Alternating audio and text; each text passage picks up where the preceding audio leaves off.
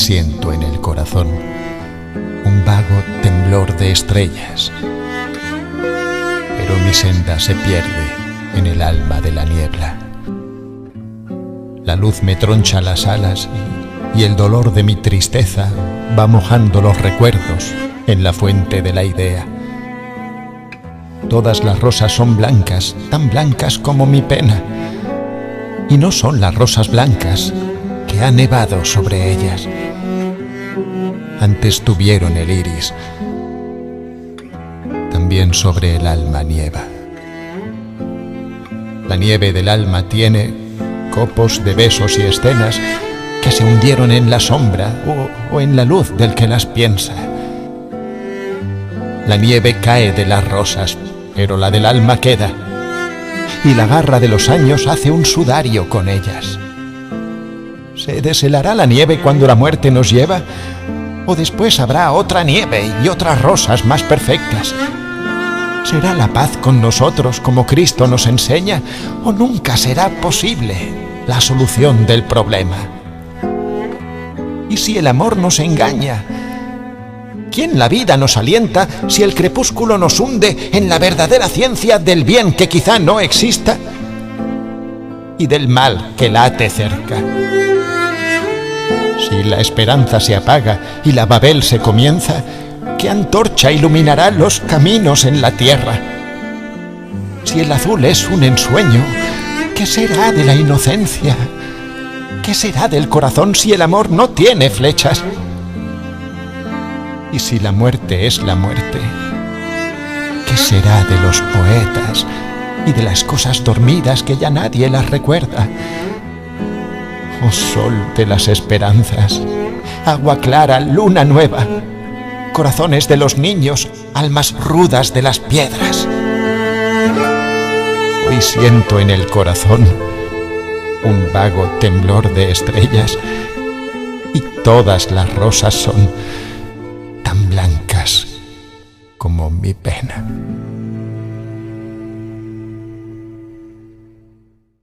Muy buenas tardes, amigos y compañeros de trabajo de la Academia Norteamericana de Literatura Moderna Internacional. Comenzamos el año nuevo 2024 y este es el primer programa que Literatura Visión emplea para comenzar, para darle la bienvenida a todos ustedes en este nuevo año, para felicitarles, para desearles todo el éxito en cada uno de los emprendimientos que ustedes comiencen a partir de este año. Y tenemos aquí a nuestra compañera María Josefa que nos acompaña. Saludos. La compañera Aurea se encuentra lejos de acá y por lo tanto vendrá más adelante y la tendremos con nosotros. Bueno, de todas formas comenzamos y como habrán visto, comenzamos con el poema de apertura, que es el video sobre la canción otoñal de don Federico García Lorca. Vamos a estar trabajando mucho sobre el feminismo, ciclos feministas, y sobre el trabajo y lo que el dramaturgo don Federico García Lorca nos ha ofrecido a través de su corta vida, pero que es un trabajo muy extenso y el cual vamos a ir señalando a través de muchos programas durante este año. Estos son los objetivos de la Academia y aquí en Literatura Visión vamos a trabajar muy profundamente sobre muchos temas que serán del agrado de todos ustedes. Hemos estado trabajando ya a finales del año pasado para comenzar nuevos ciclos y en este caso hasta el doctor Luis Alberto Ambrogio se ha unido a nosotros con un ciclo también feminista dentro de lo que es la poesía, que es el aspecto que él presenta en su segmento en cada programa. Bueno, comenzamos. Yes. Oh, no, en español. Sí. Aquí todo es español. Perdón. El inglés se queda afuera. Sí. Afuera. No Aquí tiene, en este momento no tiene cabida aquí. no cabe el inglés. Bueno, entonces vamos a comenzar con nuestro seminario y como les dije, el ciclo de el feminismo. Bueno, el feminismo de género es una corriente del feminismo también basada en la teoría de las diferencias de género. Son construcciones sociales perpetradas por los hombres para mantener su dominio sobre las mujeres. Si bien el término, habría sido escasamente usado con anterioridad, se considera que la filósofa Christina Hoff Sommers acuñó y definió este concepto en su libro Who Stole Feminism, que quiere decir ¿quién robó el feminismo? Christina María Hoff Sommers, de Petaluma, California, nacida el 28 de septiembre de 1950, es una autora, filósofa estadounidense especializada en la ética y es trabajadora residente del American Enterprise Institute, un think tank, no sé más o menos en esta forma que quiere decir, es un aspecto conservador de los estadounidenses. Sommer es conocida por su crítica del feminismo contemporáneo. Su trabajo incluye los libros ¿Quién robó el feminismo?, que es uno de los más apreciados dentro de estos temas. A fines de los años 80, Christina Hoff Sommers criticó el intento de incrementar la cantidad de filosofía feminista que se enseñaba, haciendo referencia a lo que ella llamó el feminismo académico. El término feminismo de género fue utilizado por primera vez por la revista New York a principios de los años 90. Sommers usó el término en 1994 para criticar a Robin Barkey Haggard y otras feministas en su libro ¿Quién robó el feminismo? Y cómo las mujeres, how women have betrayed women. ¿Quién robó el feminismo y cómo las mujeres se han traicionado unas a otras?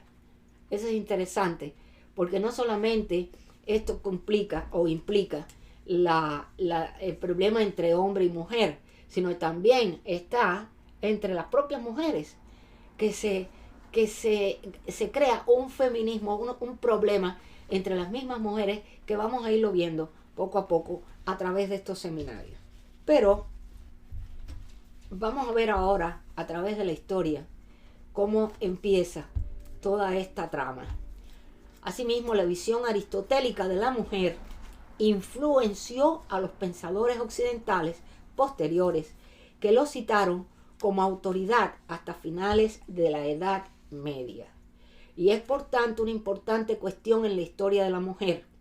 En el libro primero de su Política, la Política es el libro que escribió Aristóteles, entre las 13 y 15, dice, y cito, el macho es por naturaleza superior y la hembra inferior. Uno gobierna y la otra es gobernada. Este principio de necesidad se extiende a toda la humanidad. Aristóteles consideraba que la mujer estaba sometida al hombre, pero se encontraba por encima de los esclavos. Fíjate, como en esa época, y este filósofo consideraba, ponía a los esclavos en la base, le seguía por orden de conocimiento o de formación o lo que fuera, ponía a la mujer y entonces, por último, el hombre era el principal. Rey de escala. Exactamente. Entonces, Aristóteles consideraba que la mujer estaba sometida al hombre, pero se encontraba por encima de los esclavos. Eso es lo que acabo de decir. En el libro primero, capítulo 5 de su libro Política, escribe, el esclavo está absolutamente privado de voluntad, porque es un ser sin formación, sin espíritu, sin nada. Es sencillamente una bestia de carga. La mujer la tiene, pero subordinada. El niño solo la tiene incompleta. Al contrario de Aristóteles, Platón defendió que las mujeres deberían ser educadas, pero la actitud de Platón hacia las mujeres era ambivalente. Mientras que en La República, que es el libro que escribe Platón, el 455 de Platón siguió una posición igualitaria al abolir el estatus de la mujer como propiedad del marido y ponerlas al mismo nivel con los hombres, tanto para la clase de los guardianes como la de reyes filósofos. El análisis de Aristóteles de la procreación describe un elemento masculino activo y insolente que da vida a un elemento femenino inerte y pasivo. Sobre esta base, los defensores de la metafísica feminista han acusado a Aristóteles de misoginia y sexismo. A través de la historia hay toda una literatura y pensamientos filosóficos misóginos que se condensa en este maravilloso retrato que esconde el mensaje de Schopenhauer, fíjense bien, quien subrayó, y cito, solo el aspecto de la mujer revela que no está destinada ni a grandes trabajos, ni de la inteligencia, ni a los grandes trabajos materiales. Cierra la comilla. Así, el aspecto de las mujeres continúa hasta hoy, potenciando su feminidad, que en demasiados casos equivale a ocultar su intelectualidad. Ese es el punto que vamos a tratar en el día de hoy. La literatura visión, en su ciclo sobre el feminismo, presenta un aspecto muy importante en la historia de la literatura. Comencemos. La historia del movimiento feminista negro en los Estados Unidos. El feminismo negro, también denominado afrofeminismo, es una corriente de pensamiento dentro del feminismo que defiende que el sexismo, la opresión y clases y el racismo están estrechamente relacionados. La manera en que estos conceptos se relacionan entre sí recibe el nombre de interseccionalidad. El término interseccionalidad fue acuñado por primera vez por la jurista Kimberly Crenshaw en 1989. El feminismo, en su núcleo, es un movimiento para abolir las desigualdades que enfrentan las mujeres. Implica la libertad para todas las personas, ya que supondría el fin del racismo, el sexismo y la opresión de clases. Las participantes de la Convención de Mujeres, celebrada en Akron, Ohio, aquel día de diciembre de 1851, serían testigos de uno de los discursos más excepcionales de la historia de los feministas. Resulta imposible transmitir de forma aproximada el efecto que aquella voz potente y sincera, sus gestos y la lucidez de sus palabras produjeron en el público. Cito, ¿puedo decir unas palabras? Y al recibir una respuesta afirmativa, empezó a entonar lo que sería el discurso fundacional del feminismo negro, ahora conocido por la frase "Ain't I a woman?", quiere decir, ¿acaso no soy una mujer? Aquí les dejo con mi compañera María Josefa para que continúe este interesante tema que nos lleva a través de la historia y que nos va a mostrar muchísimos aspectos que quizás ustedes desconocen, pero que los estamos trayendo a la realidad. Adelante, mi compañera María. Gracias, mi amor. Con mucho gusto para ustedes la continuación de este importante y maravilloso día de hoy con este tipo de discusión y de estudio. La más joven de las pioneras de la lucha por los derechos civiles nació en Holly Springs, Mississippi, en plena guerra de secesión. Sus padres fueron muy activos políticamente y promovieron su educación.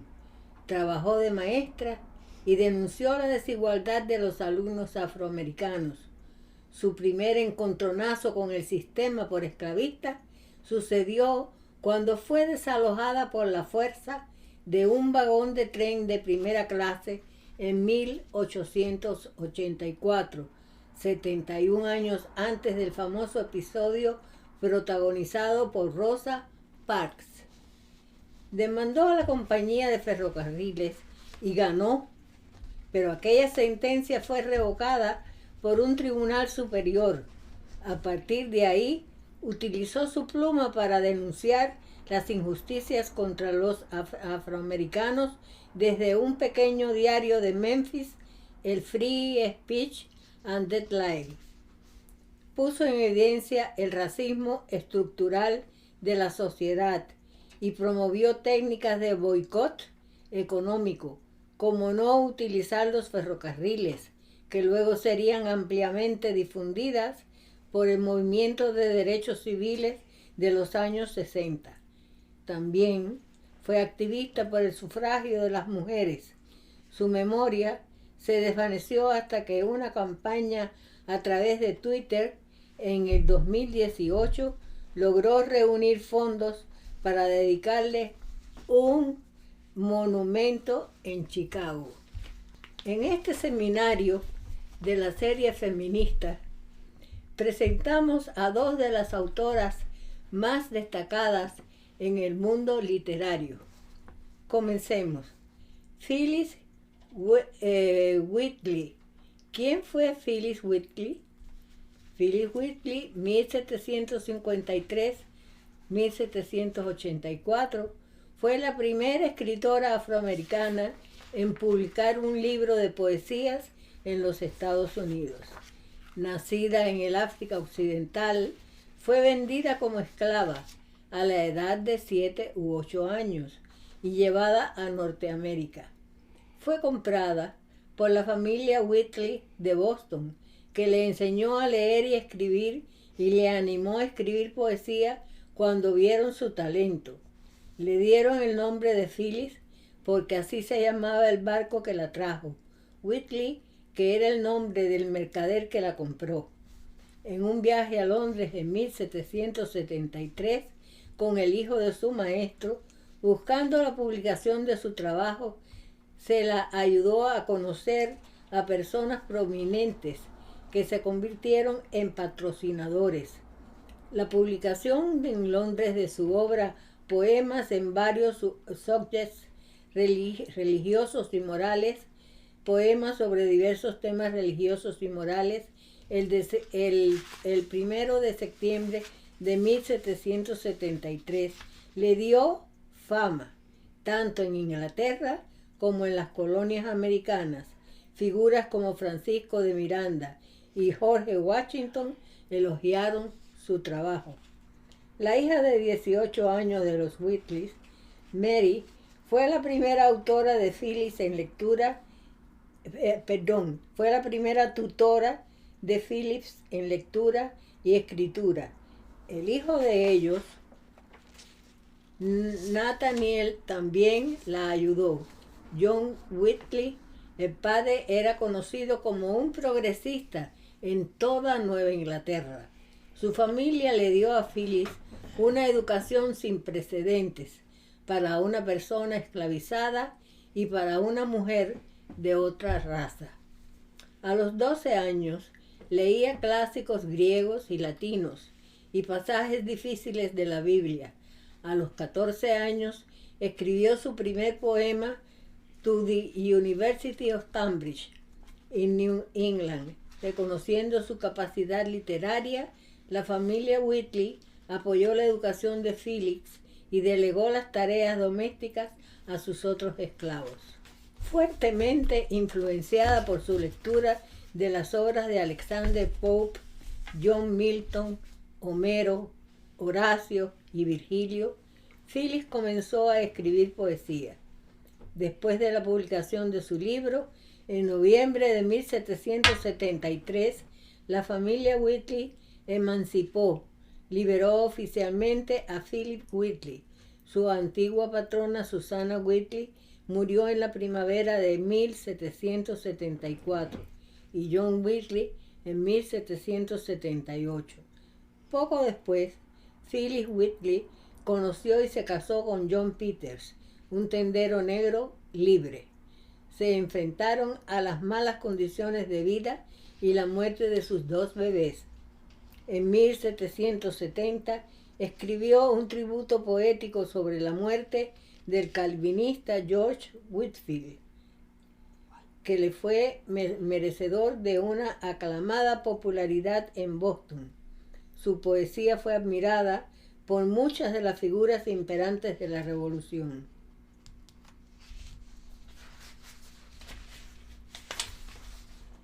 De la Revolución Norteamericana.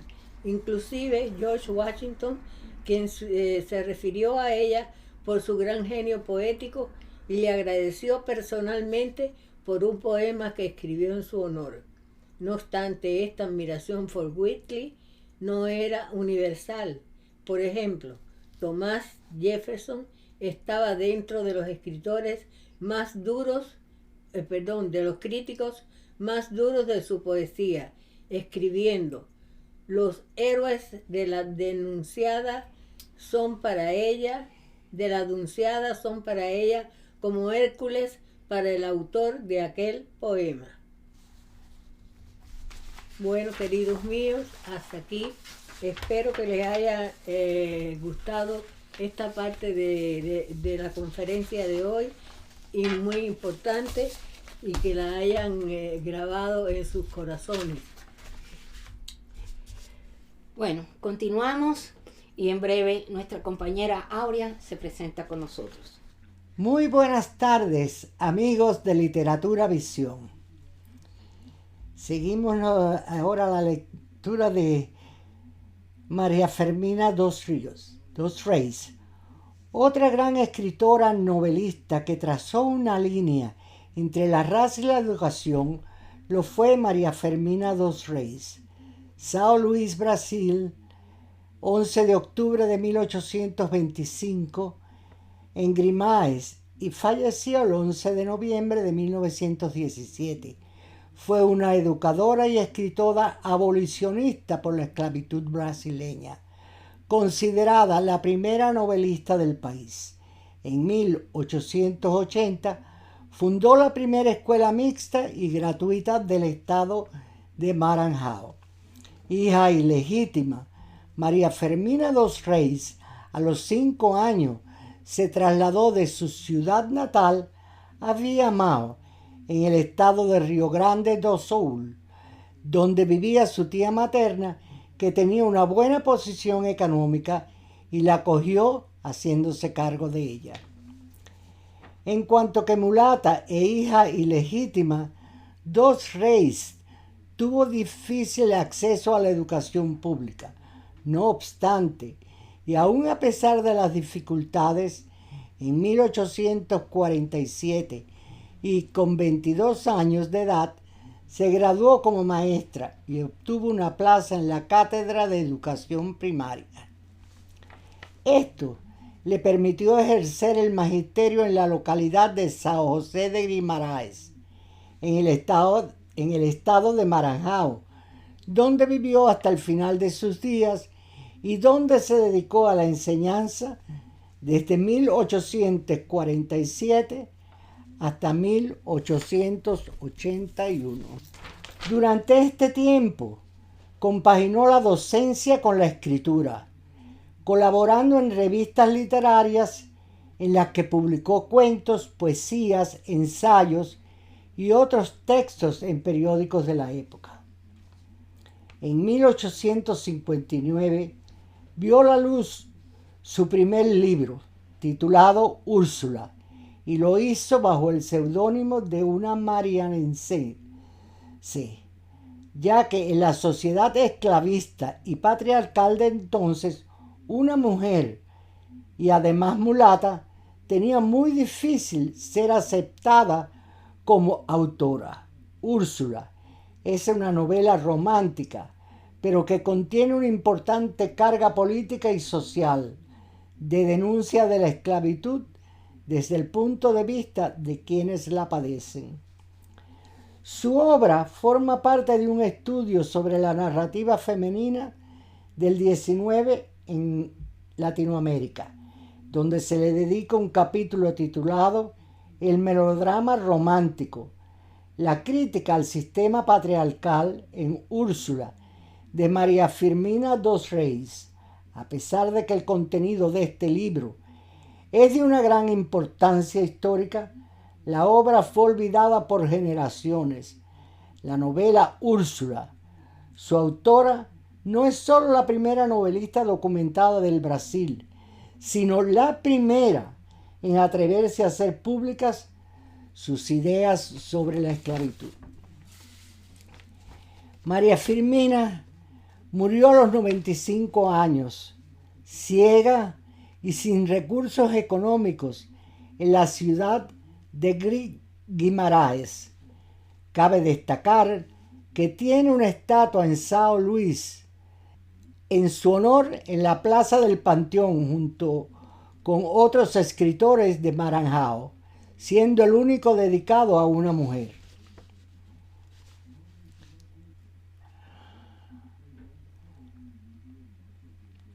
Literatura Visión interrumpe su narrativa feminista para recordar un día como hoy, el natalicio de uno de los hombres más importantes de la historia norteamericana y la celebración de uno de los capítulos más históricos de los Estados Unidos. Año 1963. Marcha de Washington. Yo tengo un sueño. El 28 de agosto de 1963 se convirtió en uno de los momentos definitorios en la lucha por los derechos civiles. En torno a 250,000 personas se congregaron en Washington, D.C., la capital del estado, en una marcha pacífica en favor de los trabajos y la libertad. Se convirtió en la mayor manifestación en la capital hasta el momento, y el recorrido atravesó las calles desde el Monumento a Washington hasta el Lincoln Memorial. Allí, una serie de líderes por los derechos civiles se dirigieron al público con discursos en favor de la igualdad de trabajo, de derecho a voto, y abogaron por el fin de la segregación. El último en hablar fue Martin Luther King, quien encadenó un elocuente discurso que quedó grabado para la historia. I have a dream. Yo tengo un sueño. Una proclamación histórica que recordaba las dificultades de los afroamericanos en el día y apostaba por la resistencia pacífica. Tengo el sueño de que un día mis 4 hijos no sean juzgados por el color de su piel, sino por la fortaleza de su carácter. Siguió durante esos 9 minutos de discurso preparado y mágica improvisación. Luther King se erigió como líder, santo y seña del movimiento de lucha por los derechos civiles en los Estados Unidos, en el que se convirtió en uno de los momentos más sobrecogedores que han definido su causa.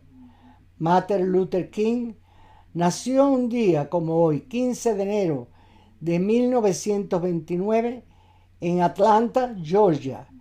Fue un activista por los derechos civiles y por su lucha en contra de la desigualdad racial. Un día como hoy, la historia lo recuerda y le rinde homenaje. Ahora nos acompaña el doctor Luis Alberto Ambrogio, como siempre, y presenta dentro de las autoras atrapadas en el feminismo su ciclo de poesía feminista. Hoy nos trae una de las más importantes autoras y poetas de la historia. También, fíjense bien, feminista. Se trata nada más y nada menos que Sor Juana Inés de la Cruz. Vamos a escuchar el trabajo del doctor. Bienvenido, doctor. Tiene la palabra. Adelante. Hola, buenas tardes, doctor. Buenas tardes, Rosalía. Bueno, empezamos un año de nuevas perspectivas, y yo me imagino que, de acuerdo con lo último que nos dijo el año pasado, comenzamos un nuevo ciclo. Me gustaría que nos hablara de eso. Bueno, tengo entendido que este año vamos a dedicar una serie de segmentos y de enfoques sobre el feminismo. Y curiosamente, yo lo que voy a hacer es hablar de algunas poetas importantes en la literatura hispana que se caracterizan de algún modo por su feminismo, de un modo interesantísimo, porque siempre jugamos con las palabras poeta y profetas, y parece mentira que, digamos, poetas de hace siglos hayan sido feministas, y una que nos une en cierto sentido con los temas que discutimos el año pasado, que fue el Siglo de Oro, y es también una reconocida feminista, que es Sor Juana Inés de la Cruz. Y voy a hablar precisamente en este primer segmento sobre su feminismo, como una poeta de siglos, de hace 4 siglos, 5 siglos, puede haber sido una figura importantísima que se destacó por su feminismo. Ella es uno de los mejores ejemplos de la escritura barroca y su profetismo feminista. Ella luchó por conseguir, dentro de un contexto misógino y machista de aquella época, especialmente, aunque por supuesto luego siguió por los siglos, ella luchó por conseguir la vida que deseaba con un discurso feminista único en la época colonial. Sus escritos ejemplifican precisamente lo característico del barroco, pero lo que es más, sus mensajes fueron muy progresivos y consecuentemente desafiantes en contra de la sociedad y la Iglesia Católica.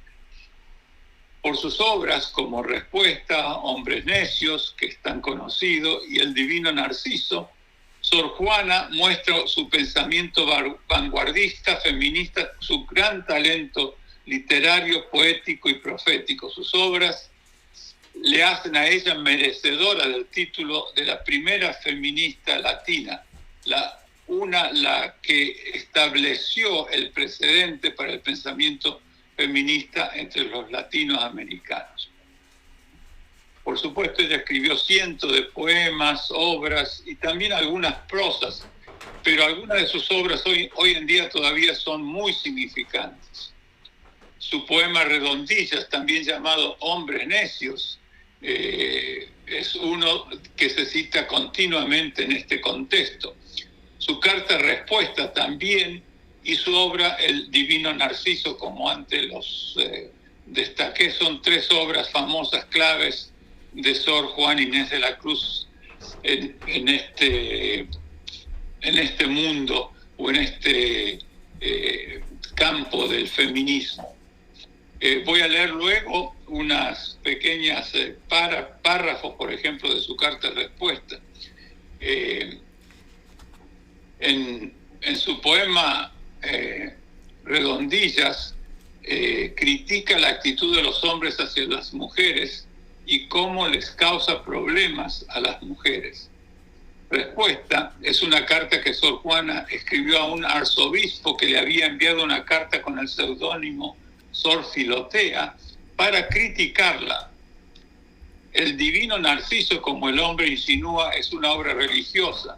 La obra es una crítica de la Iglesia Católica y sus acciones hacia las indígenas y las mujeres. El Divino Narciso, diferente de los otros 2 antes mencionados, también incorpora la opresión de los indios dentro de esta lucha en toda su poesía, sus textos, por obtener la igualdad.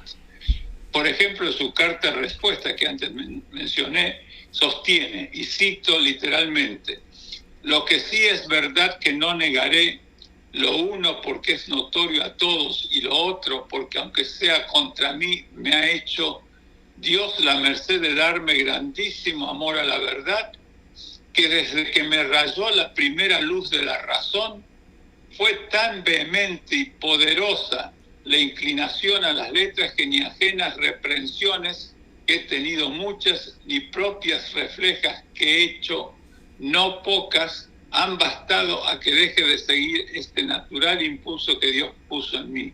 Su Majestad sabe por qué y para qué. Sabe que le he pedido que apague la luz de mi entendimiento, dejando solo lo que baste para guardar su ley, pues los demás sobra, según algunos, en una mujer, y sin embargo yo soy esa mujer. Y aún hay alguien diga que daña, pero seguiré diciendo lo que digo. Y por ejemplo, en unos versos de otro de sus poemarios dice: con el fervor y el desdén tenéis condición igual, quejándoos si os tratan mal, burlándoos si os quieren bien. Opinión ninguna gana, pues la que más se recata, si no os admite es ingrata, y si os admite es liviana. Siempre tan necios andáis que, con desigual nivel, a una culpáis por cruel y a otra por fácil culpáis. Pues cómo ha de estar templada la que vuestro amor pretende, si la que es ingrata ofende y la que es fácil enfada. En fin, podría seguir muchísimas estrofas, y sobre todo en el ya bien conocido Hombres Necios, que lo hemos citado en muchas oportunidades. Voy a leer estos versos. En que da moral censura una rosa, rosa divina que en gentil cultura eres, con tu fragante sutileza, magisterio purpúreo en la belleza, enseñanza nevada a la hermosura, amago de la humana arquitectura, ejemplo de la vana gentileza, en cuyo ser unió naturaleza la cuna alegre y triste sepultura. Cuán altiva en tu pompa presumida, soberbia, el riesgo de morir desdeñas, y luego desmayada y encogida, de tu caduco ser das mustias señas, con que con docta muerte y necia vida, viviendo engañas y muriendo enseñas. Bueno, voy a compartir el resumen de los críticos e historiadores que sostienen que Sor Juana sufrió persecuciones y fue víctima de la misoginia por ser una mujer letrada y docta, pero también por ser una monja que no se dedicaba solo a la vida monástica, sino que con su escritura y su actitud significaba mucho y movía mucho la sociedad de su tiempo. Ella trató de demostrar en su defensa intelectual que no era ni única ni excepcional y que hubo muchas mujeres cultas en la historia. Intentó salir del lugar de la excepcionalidad para construir un espacio femenino en el cual pudiera colocarse e inscribirse ella y muchas mujeres más. Bueno, yo creo que este es el mejor resumen de esta gran figura literaria que fue Sor Juana Inés de la Cruz y, digamos, una de las antecesoras del feminismo, por todo lo que luchó en su vida y en sus letras. Muchísimas gracias. Excelente. Y la próxima semana hablaré de otra figura en este campo, que es Gabriela Mistral. Excelente. Muchísimas gracias. Gracias a usted, doctor. Ahora viene desde España, vienen los apuntes literarios del doctor Jaime Cossack. Bienvenido, doctor. Muchas felicidades. Adelante.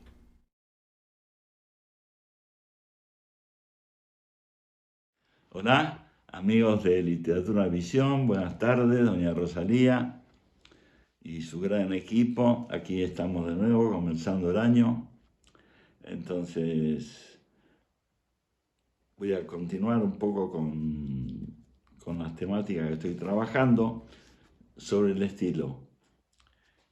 Y hoy el título será Metáfora y estilo.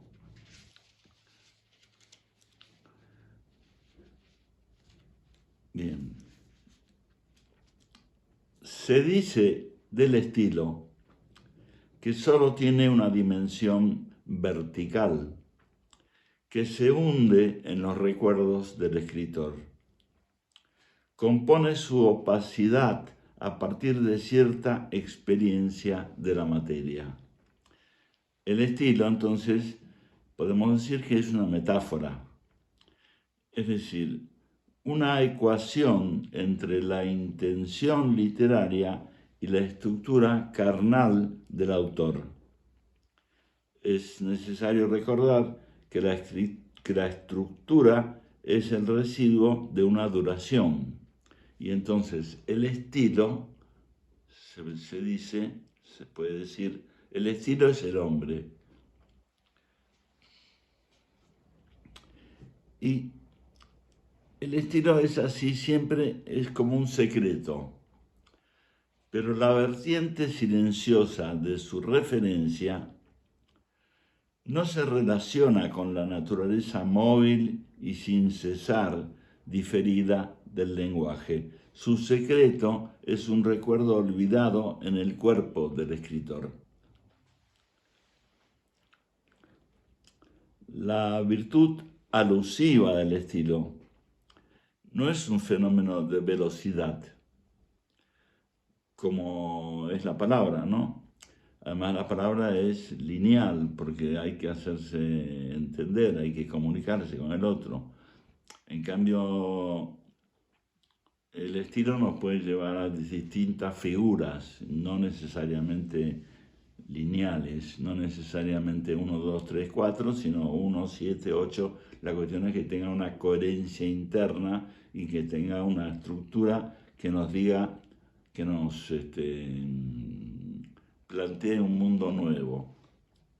Entonces, ¿y esto por qué lo digo? Porque en la palabra y en el estilo hay una diferencia. En la palabra, lo que no es dicho sigue siendo de todos modos parte del lenguaje. Es lo que se dice y lo que no se dice. Sino, es un fenómeno de densidad, puesto que lo que se mantiene derecha y profundamente bajo el estilo, reunida y dura y tiernamente en sus figuras, son fragmentos de una realidad extraña al lenguaje. El milagro de esta transformación hace del estilo una especie de operación literaria que arrastra al hombre a los límites de su poder y de la magia.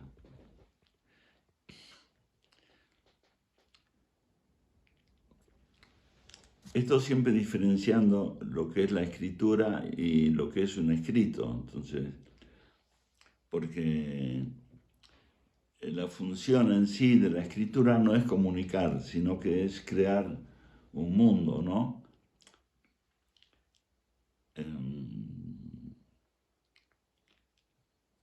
Por eso decía, cuando se encontraron dos grandes hombres, decía, si ganamos la guerra, está todo ganado. Y el otro le contesta, sí, depende de quién la escriba, ¿no? Porque no es cuestión de ganar la guerra. Por ejemplo, un escrito que comunica es los antiguos bandos del siglo XVIII, al menos en España. El señor alcalde comunica que hay 3 días de luto. Vale, pero no es una creación, es una información que se le transmite a la gente para que se comporten de una manera determinada. Y además lo que no está es el poder que tiene el alcalde sobre el orden de la población. lo cual indica que no es una escritura, es simplemente un escrito, es un mensaje, casi una orden, ¿no? Bien. Entonces, decía que el milagro de esta transformación de la producción escrita hace del estilo una especie de operación literaria que arrastra al hombre a los límites de su poder y de la magia. Eso había dicho.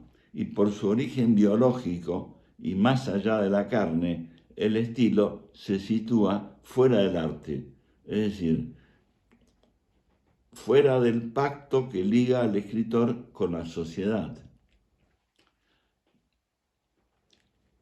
Es decir, quiere decir que un poema es un endecasílabo, o un poema se escribe así, una prosa se escribe tal, según las reglas de la Real Academia. Pero eso no quiere decir que sea una escritura productiva.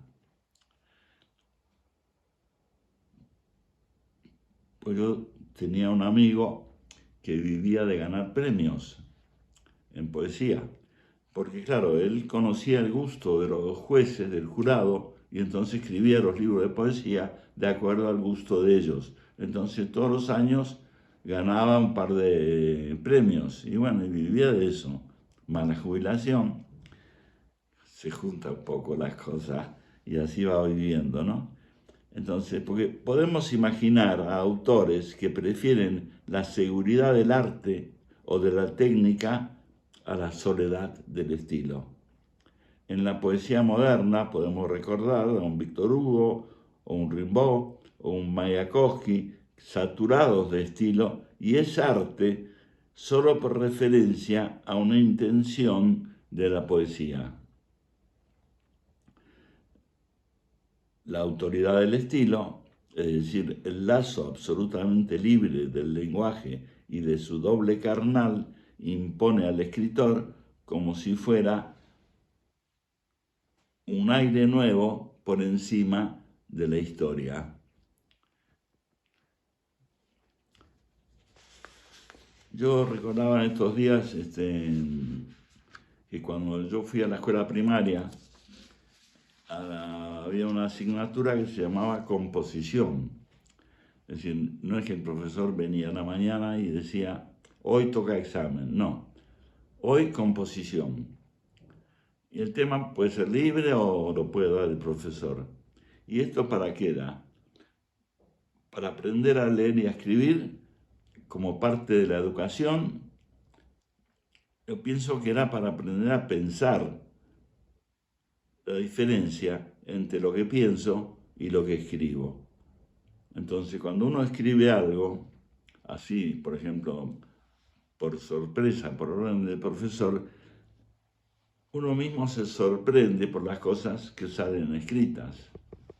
Esto después se eliminó, porque el mejor medio de persuadir consiste en no persuadir, sino que en que el otro descubra por sí mismo lo que está produciendo. Bueno, me alegro de haberlos podido saludar otra vez y ya nos veremos la próxima entrega. Muchas gracias y feliz año. Continuamos este seminario del día de hoy, este programa de Literatura Visión, el primero del año 2024. Y seguimos con las anécdotas del profesor también desde España, con el doctor Juan Francisco Santana, que es el director de la Junta Directiva del capítulo Reino de España.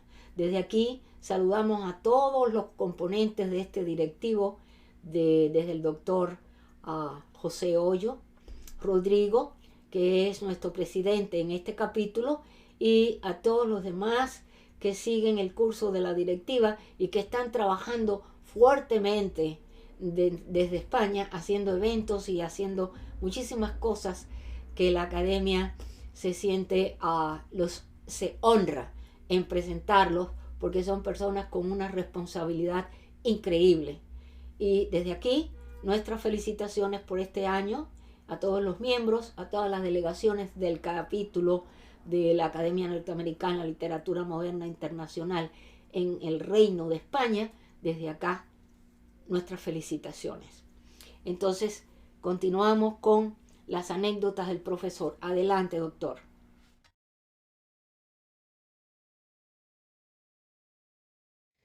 Feliz año 2024 a todos los escuchantes y al equipo que hace posible Literatura Visión.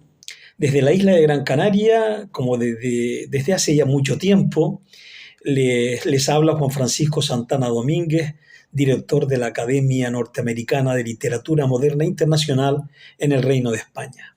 Y hoy, pues quería hablarles de prepotencia y humildad.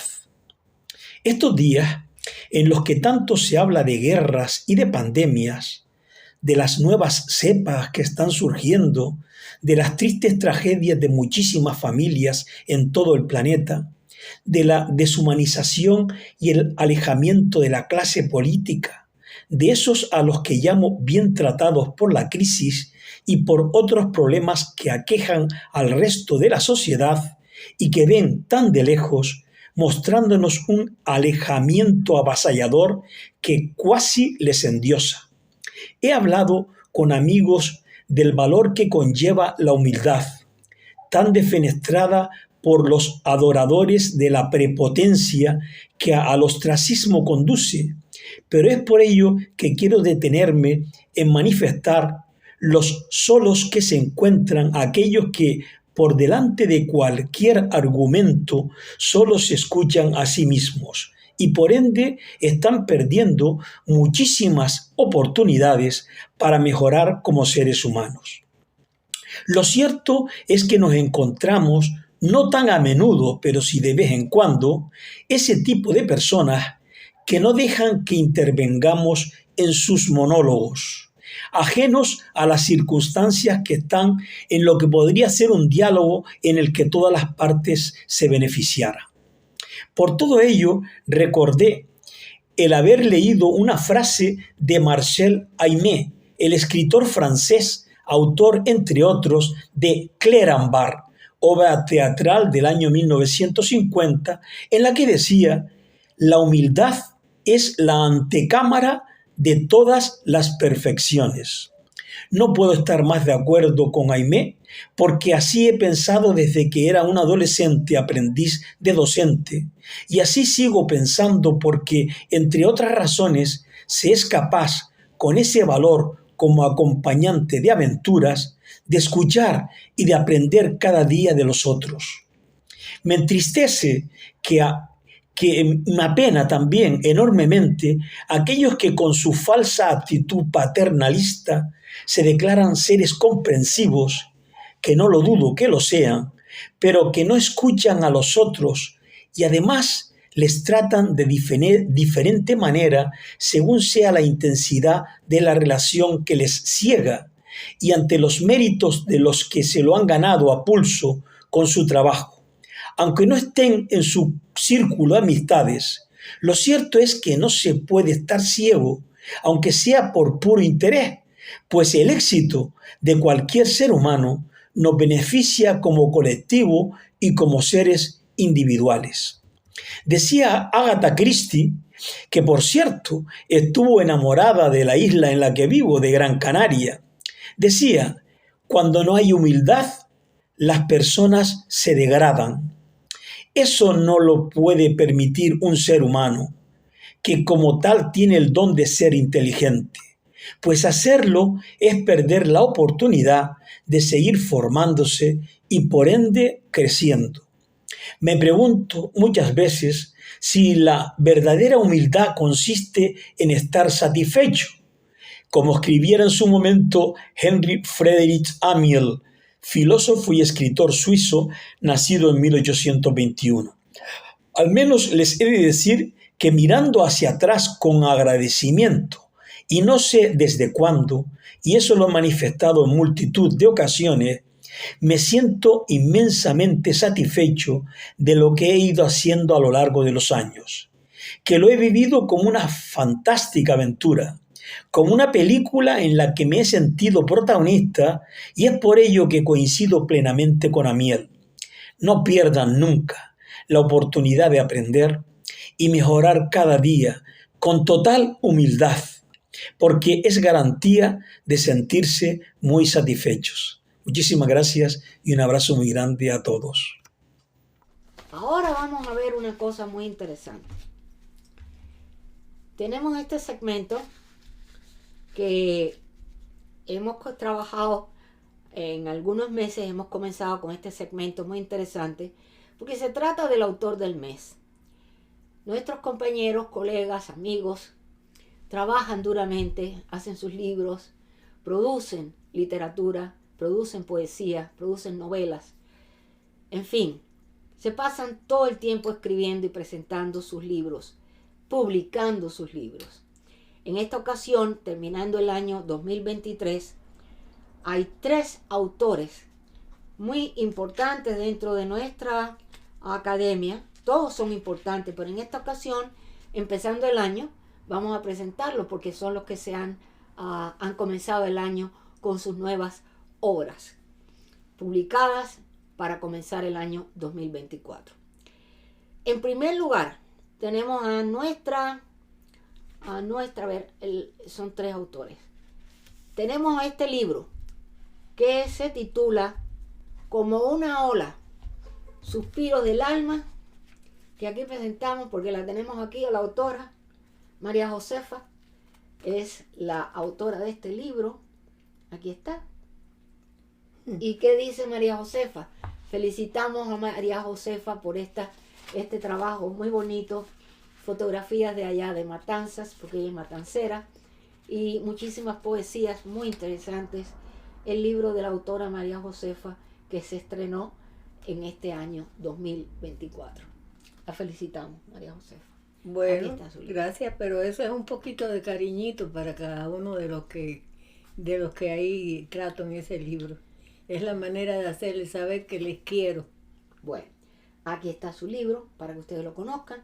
Y seguimos con el siguiente libro. Aquí está la autora, por supuesto, pero estos otros autores, a los cuales felicitamos muchísimo de corazón y que vamos a ver al final de este comentario que voy a hacer, van a ver sus videos para que ustedes conozcan el libro, para que lo vean y para que conozcan a sus autores. En primer lugar tenemos también que esto no tiene un orden, digamos, de personal, no tiene un orden para nada, solamente en la forma en que nos ha ido llegando estos trabajos por orden de llegada. Entonces aquí tenemos como siguiente publicación a el doctor, a ver aquí, recién publicado el libro Neurocompletismo o Cruces de Camina, del doctor Ernesto Cahan. Vamos a ver, al final de este comentario, vamos a ver el video. Y por último, este último libro que fue recién publicado por el doctor Teodoro Obiang Nguema Mbasogo. Este es interesantísimo porque este es el excelentísimo presidente de Guinea Ecuatorial. Es miembro de honor también de la Academia Norteamericana de Literatura Moderna Internacional, y ha escrito Mi sueño, este es el título de su libro, Mi sueño por una Guinea mejor. Vamos a ver también su video y todo lo que lo acompaña. Este video también está narrado por el doctor que es consejero de la directiva del capítulo de Guinea Ecuatorial de la Academia Norteamericana de Literatura Moderna Internacional en ese país, el doctor Ignacio Hondo. Déjenme decirle que en el libro de Neurocompletismo o Cruces de Caminos del doctor Ernesto Cahan, además de ser un médico, lo van a ver en su video, además de ser ganador en el año 1985, participante de un premio Nobel por la paz, y además es también el presidente del capítulo de Israel de nuestra Academia Norteamericana de Literatura Moderna Internacional. Gran amigo, muy querido. el cual felicitamos por este libro también. Van a ver esta serie de notas y detalles en estos videos. Adelante, corran videos y seguimos adelante.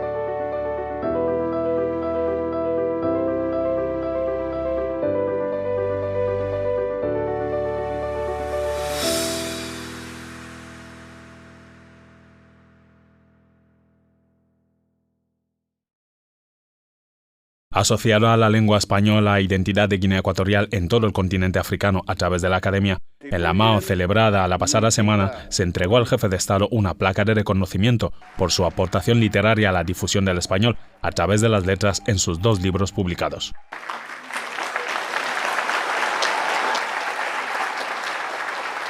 Este reconocimiento se hizo durante este mismo año en el mes de junio en Estados Unidos y según la Academia ha pasado a la historia tal reconocimiento para la literatura nacional y su expansión.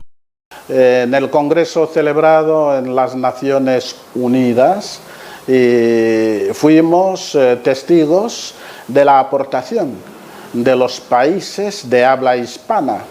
En este contexto, muchos libros de los escritores fueron tenidos en consideración. De entre los libros, Mi vida por mi pueblo y el libro Guinea Ecuatorial, país joven, como libros históricos, libros sobre todo que tienen interés por conocer la realidad histórica, cultural y literaria de nuestro país. Son una aportación para la literatura nacional y esas aportaciones le hacen académico honorífico. El galardonado, el académico honorífico y en este sentido escritor, porque nosotros nos encontramos que acababa de publicar otro libro cuyo título es Mi sueño por una Guinea mejor.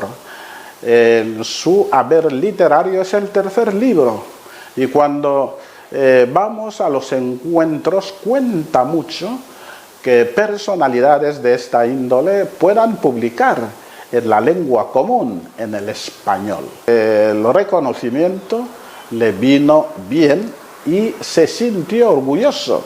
Estos y otros asuntos también han sido tratados en la plenaria de hoy, en la sede de la Academia, y este es otro de los logros que ha conocido el país a través de su identidad hablada, el español, y quedan más cosas por hacer, han asegurado. Vamos a ver el video de Alba Learning para ver sus audiolibros y puedan ustedes saber cómo regresar, cómo ir a ese sitio de Alba, donde tiene tantos libros interesantes, para que puedan escucharlo. Adelante, corre video. Buenos días a todos, estimados amigos de Literatura Visión. Quiero aprovechar la oportunidad que me brindan para invitarles a visitar nuestra biblioteca, en la que encontrarán libros y audiolibros de las más variadas temáticas y autores de todas las épocas y nacionalidades. Les ofrecemos poesía, ensayo, cuentos, novelas, todo lo que pensamos puede gustar a nuestros lectores y atraerlos para hacerles amar la lectura. Ese es nuestro único objetivo, el promover el amor por los libros y el respeto por los autores, muchos de los cuales casi han pasado al olvido, y son precisamente esos los que nosotros queremos rescatar para que los miles de lectores que nos visitan a diario puedan disfrutar de la belleza de sus obras. Cervantes, con su Don Quijote de la Mancha y las novelas ejemplares, Jorge Isaacs, con su novela María, Gustavo Adolfo Bécquer, con las rimas y leyendas, Santa Teresa de Jesús y cientos de autores más, le esperan en nuestra página. Muchas gracias. Saludos y mis respetos desde España. Bueno, y ya vamos llegando a los estelares de Literatura Visión.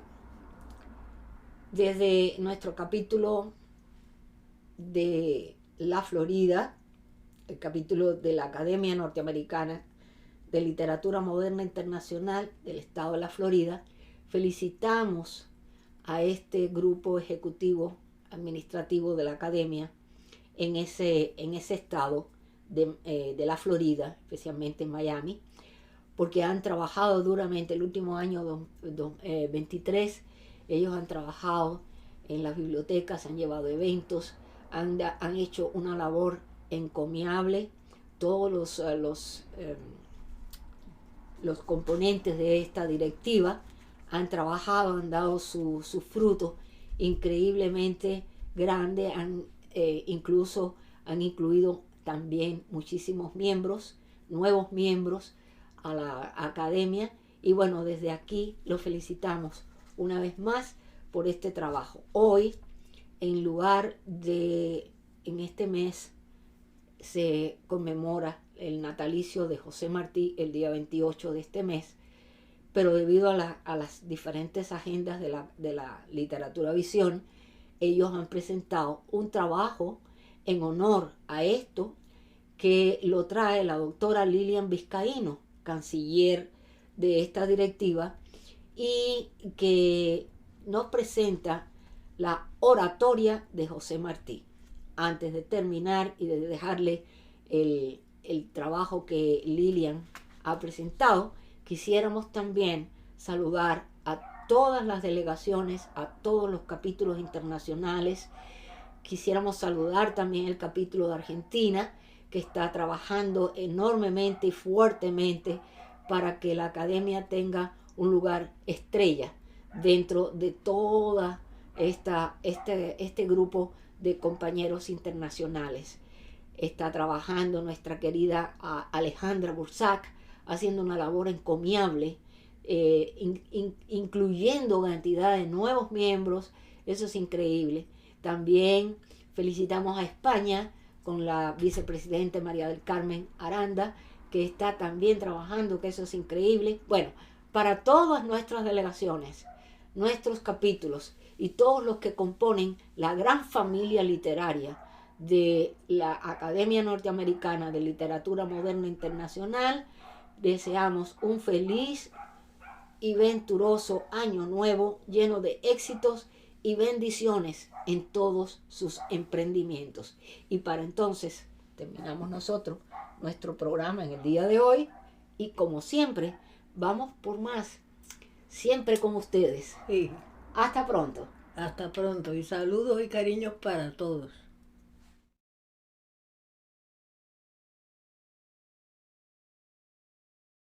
Buenas tardes. Soy la doctora Lilian Vizcaíno, canciller del capítulo de la Florida, y quiero empezar por agradecer a Literatura Visión y a la dirección de la ANMI la invitación para participar en el programa esta tarde y aprovecho para desearle a todos un feliz 2024. Abordar cualquiera de las facetas de José Martí es siempre un placer, pero también un reto, por la diversidad y profundidad de su obra. No resulta fácil la selección de alguno de los géneros literarios desarrollados por él. Sin embargo, por su importancia, he decidido referirme brevemente a su oratoria y para ello me apoyaré en fragmentos de 2 de sus discursos. Para comenzar, es preciso decir que al igual que en otros géneros, José Martí revolucionó la oratoria de su época y le incorporó no solo el sello de la modernidad, sino también perfiló sus objetivos y la convirtió en un arma poderosa para la organización de la guerra necesaria. La oratoria martiana se caracterizó por la fuerza de sus ideas y la belleza casi lírica de su expresión. En sus discursos se observan características tales como su carácter polémico y ético, su claridad conceptual y la pasión como elemento fundamental. Trascendentales fueron los discursos pronunciados en el Liceo de Tampa el 26 y el 27 de noviembre de 1891.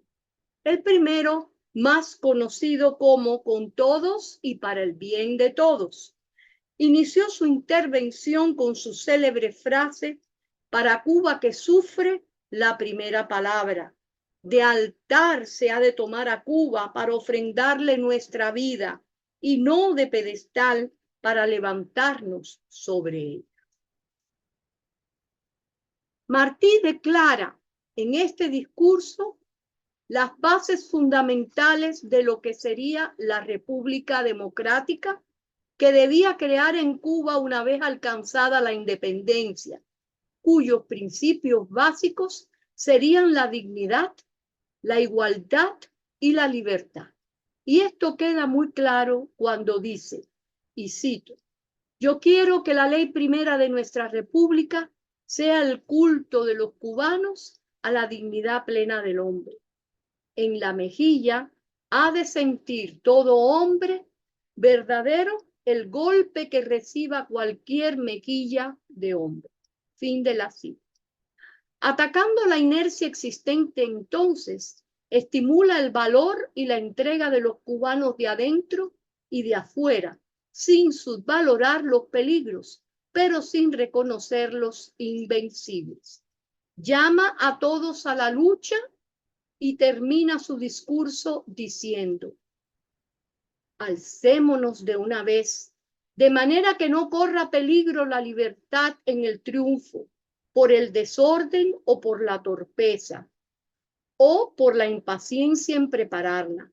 Alcémonos para la república verdadera, los que por nuestra pasión por el derecho y por nuestro hábito del trabajo sabremos mantenerla. Alcémonos para darle tumba a los héroes cuyo espíritu vaga por el mundo avergonzado y solitario. Alcémonos para que algún día tengan tumba nuestros hijos y pongamos alrededor de la estrella en la bandera nueva esta fórmula del amor triunfante, con todos y para el bien de todos. Fin de la cita. Al día siguiente, el 27 de noviembre, habla nuevamente. Aunque el objetivo central del discurso será el rendir homenaje a los 8 jóvenes estudiantes asesinados por el gobierno colonial, en realidad es utilizado también por el maestro para subrayar la continuidad de las luchas iniciadas por Céspedes en 1868. Inicia su discurso invitando a todos al silencio respetuoso en homenaje a los jóvenes muertos. No obstante, no llama al llanto y al lamento como expresión de dolor, sino a la indignación y el coraje. Y dice, cito, «Cesen ya, puesto que por ellos es la patria más pura y hermosa. Los pueblos viven de la levadura heroica. El mucho heroísmo ha de sanear el mucho crimen. Donde se fue muy vil, se ha de ser muy grande». Fin de la cita. Las bellas metáforas e imágenes utilizadas en su discurso no impiden captar el fogoso clamor al combate libertario al cual convoca a los pinos nuevos cuando concluye. Y cito, «Rompió de pronto el sol sobre un claro del bosque, y allí, al centelleo de la luz súbita, vi por sobre la hierba amarillenta erguirse, en torno al tronco negro de los pinos caídos, los racimos gozosos de los pinos nuevos». Esos somos nosotros, pinos nuevos. Fin de la cita y del discurso. Como es de todos conocidos, lamentablemente con su muerte en Dos Ríos, se frustraron no solo sus sueños, sino las esperanzas de todo un pueblo. Sin embargo, quiero creer que la libertad de la patria está en pausa y que otros pinos nuevos se encargarán de alcanzarla. Muchas gracias.